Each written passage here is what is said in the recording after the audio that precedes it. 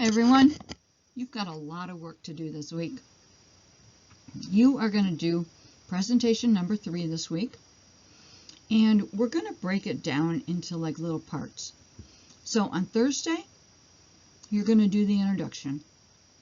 On Friday, you're going to write the body of the presentation, and on Saturday, you're going to do the conclusion.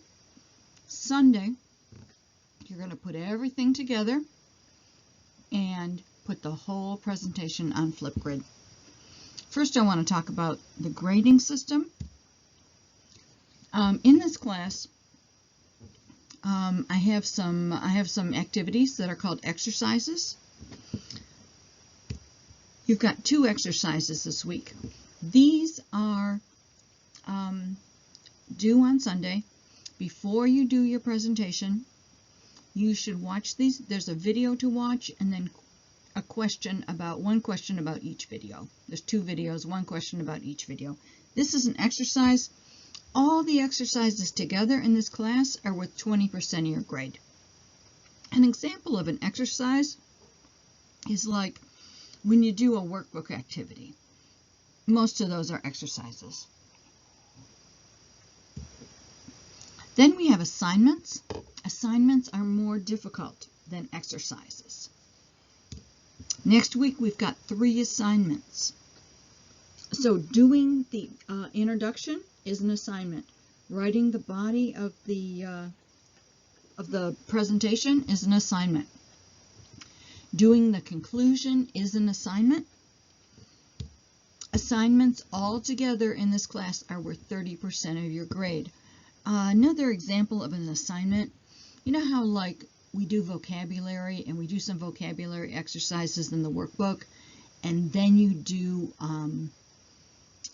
like questions. So the questions are a little harder. That's an assignment. Finally, we have presentations.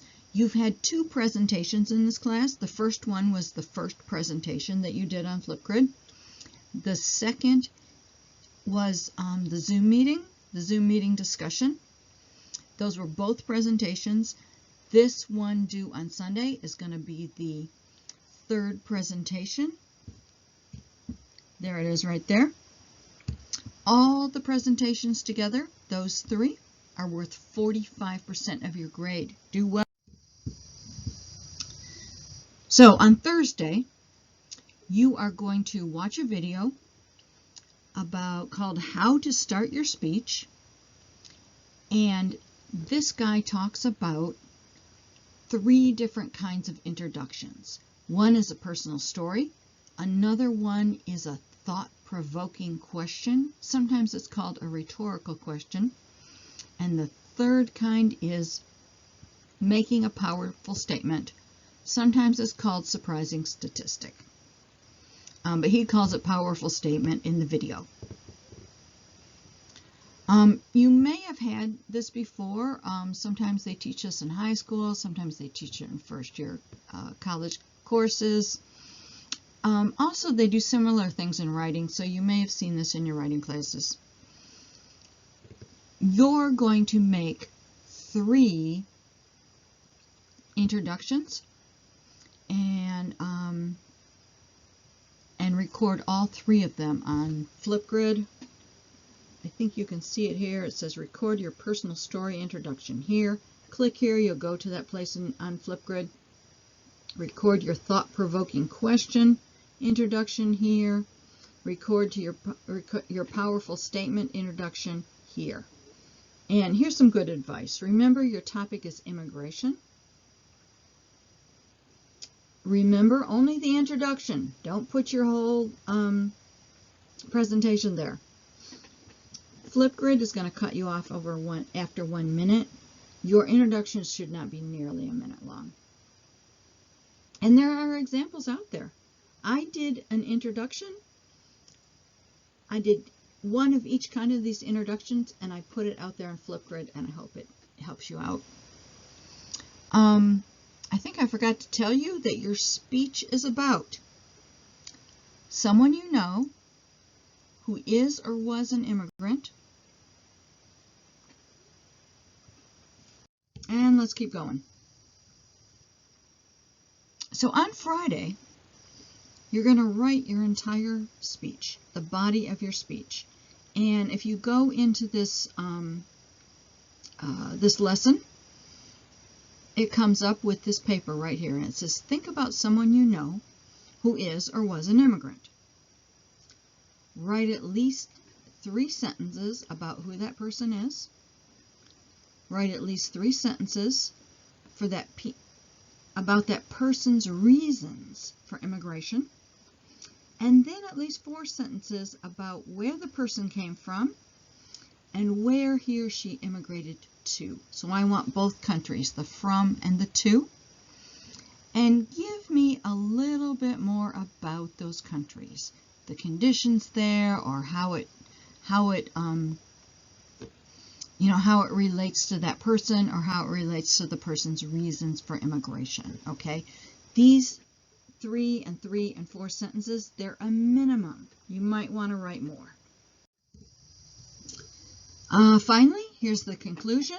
There's another video called How to End Your Speech. And this guy, he talks about 3 kinds of conclusions. But we're only going to use 2. We're going to do a striking story, and we're going to do a memorable quote. Again, you can go out to Flipgrid. Let's see, right here and right here is where you can record your conclusions. You're going to do one of each. And if you go out there, I've put examples of those types of conclusions. Finally, on Sunday, you're going to put everything together. You're going to choose one conclusion, one introduction, and you're going to have your body already written, and you are going to put your whole presentation on Flipgrid. I've got some little exercises for you to do before you do it. Please watch these videos before you do your introduction. It's just some good advice about doing a presentation, and it is kids talking about it, but I think the advice is really good. So here's the first video, and here's your question. Describe 2 tips presented in the video. Useful sentences. Second exercise. Here it is, the second video. Describe 2 tips presented in the video. Useful sentences. If you watch the video, this is not difficult. Okay. Here is your outline for your presentation. We've got an introduction. Remember, only one introduction. Don't say all 3. Here's the body of your paragraph. I want an interesting presentation. I want you to choose somebody that you can talk about and tell me something very interesting. And finally, a conclusion. Remember, only one conclusion. Practice your presentation in front of a mirror. Practice it again in front of a mirror. And finally, record your full presentation right here. Flipgrid is going to cut you off after 5 minutes, so it shouldn't go over 5 minutes. I'm going to grade you by these 4 points right here. Did you follow the outline? It's going to be worth 25% of your grade. Do you have an interesting introduction? And it must be one of these: a personal story, a thought-provoking question, or a powerful statement. Do you have an interesting conclusion? It must be a striking story or a memorable quote. You should just be able to use one of those conclusions that you've already recorded. Finally, is your speech clear and easy for me to understand? So I want an interesting presentation. I want you to follow the outline, and I want to be able to understand you. If you've got some hard words, go to the internet and look up how to pronounce them. I'm really looking forward to hearing your presentations. Good luck.